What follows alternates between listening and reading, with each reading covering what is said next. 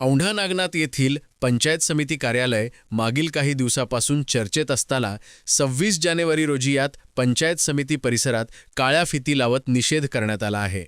यासंबंधी दिलेल्या निवेदनात काय म्हटले होते ते पण पाहूया।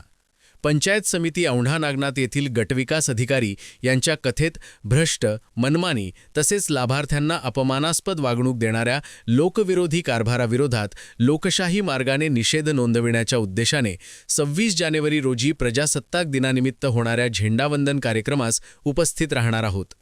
सदर झेंडावंदन व राष्ट्रगीताचा पूर्ण सन्मान राखून कोणतेही घोषणा न देता किंवा बॅनर न दाखविता फक्त काळी फीत लावून निशब्द व शांततामय पद्धतीने प्रतिकात्मक निषेध नोंदविण्यात येणार असल्याचं सांगत या कृतीमुळे कोणत्याही प्रकारे राष्ट्रीय सन्मानास बाधा होणार नाही किंवा कायदा व सुव्यवस्थेचा प्रश्न निर्माण होणार नाही याची पूर्ण दक्षता घेऊ असे म्हणत या संदर्भात 20 जानेवारी रोजी उद्धव बाळासाहेब ठाकरे शिवसेना पक्षाचे तालुका प्रमुख ज्ञानेश्वर उर्फ माऊली झटे यांच्यासह शिवसैनिक तथा नागरिकांच्या वतीने हे निवेदन औंढा नागनाथ येथील तहसील कार्यालयास देण्यात आले होते।